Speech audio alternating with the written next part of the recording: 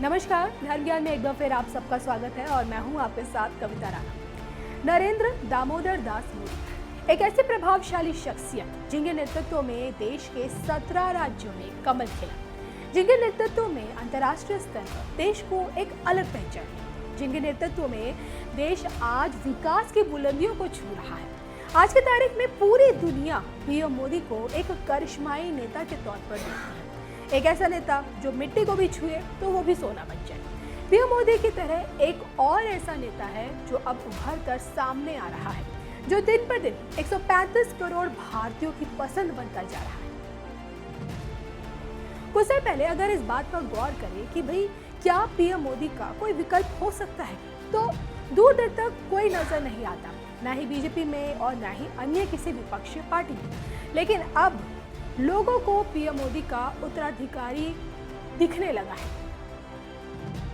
लोगों को देश का अगला प्रधानमंत्री अब नजर आने लगा है और जो शायद पीएम मोदी से भी एक कदम आगे निकलेगा। हम बात कर रहे हैं उत्तर प्रदेश के मुख्यमंत्री योगी आदित्यनाथ की। अब देखिए ना, ये योगी मोदी का ही तो मैजिक है, जिनके दम पर बीजेपी अकेले ही बिहार में 74 सीटें लिए। बिहार के जिन 17 जिलों में सीएम योगी ने चुनावी सभाएं की, वहां की ज्यादातर सीटों पर एनडीए ने फतेह हासिल की। और इतना ही नहीं, यूपी के उपचुनावों में भी बीजेपी का डंका बजा। राजनीतिक गलियारों में तो योगी के काम करने की तुलना मोदी से होने लगी है। अब राजनीतिक जानकार तो ये भी कहने लगे हैं कि मोदी के बाद का नेता योगी के तौर पर उनको मिल गया है। बीजेपी और विपक्ष के नेता ये भी चर्चा करते हैं कि मोदी और योगी की मेहनत और तरीका मिलता है। प्रधानमंत्री बनने से पहले जब मोदी गुजरात के मुख्यमंत्री थे तो वो भी किसी प्रकार मीडिया और सबके आकर्षण का केंद्र रहा करते थे।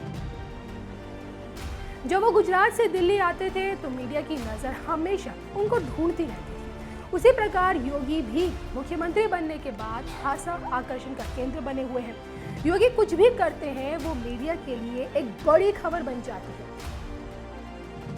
मुख्यमंत्री बनने से पहले योगी आदित्यनाथ की छवि बेशक एक कट्टर हिंदूवादी नेता की रही हो और उसी अंदाज में उनके भाषण और काम दिखाई देते थे, लेकिन मुख्यमंत्री की कुर्सी संभालने के बाद वो मोदी के एजेंडे पर काम कर रहे हैं। सबका साथ सबका विकास के नारे को उन्होंने उत्तर प्रदेश में लागू करने की कोशिश की है और इस बात का प्रमाण इससे लगाया जा सकता है कि उन्होंने गरीब मुस्लिम महिलाओं के लिए शादी में मेहर देने की बात की। उन्होंने हजरत अली के जन्मदिन पर ट्वीट भी किया। कहीं ना कहीं उनकी जो कट्टर हिंदुत्व की इमेज थी, उसमें वो बाहर आकर सभी का साथ, सभी का विकास के नारे पर आगे बढ़ने की बात कर रहे हैं। और इसलिए राजनीतिक गलियारों में चाहे बीजेपी हो या फिर अन्य राजनीतिक दल, यही चर्चा कर रहे हैं कि पीएम मोदी को अपना उत्तराधिकारी आखिरकार मिल ही गया है। देश के अगले प्रधानमंत्री योगी आदित्यनाथ ही होंगे, इस बात पर मुहर लगाई है जाने माने भविष्यवक्ता प्रमोद गौतम जी ने। उन्होंने योगी की कुंडली का विश्लेषण करते हुए इस बात की भविष्यवाणी की है कि योगी आदित्यनाथ न सिर्फ देश के अगले प्रधानमंत्री होंगे बल्कि हिंदू राज भी फैलेगा। भविष्यवक्ता प्रमोद गौतम जी का कहना है, 21 फरवरी 2024 के बाद योगी आदित्यनाथ पर सबसे ज्यादा शुभ और ऊंचाइयों पर ले जाने वाला ग्रह शुक्र की 20 वर्ष की महादशा अवधि आरंभ होगी, जो योगी आदित्यनाथ के लिए आने वाले समय में प्रधानमंत्री जैसे देश के सबसे उच्च पद पर पहुंचाने में मददगार साबित हो सकती है।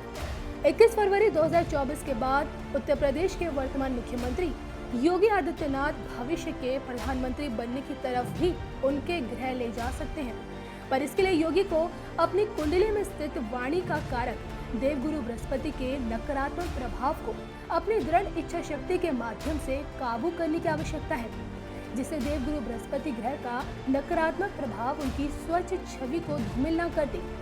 21 फरवरी साल 2024 के बाद उत्तर प्रदेश और देश की राजनीति में योगी के बढ़ते कद से प्रतिद्वंदी भी प्रभावित होंगे, क्योंकि कुंडली में बैठा मंगल इनके शत्रुओं को इनका मुरीद होने के लिए प्रेरित करता रहेगा। देखिए ना, अगर पीएम मोदी को लोग फकीर बताते हैं तो योगी के समर्थक भी उन्हें फकीर बुलाते हैं।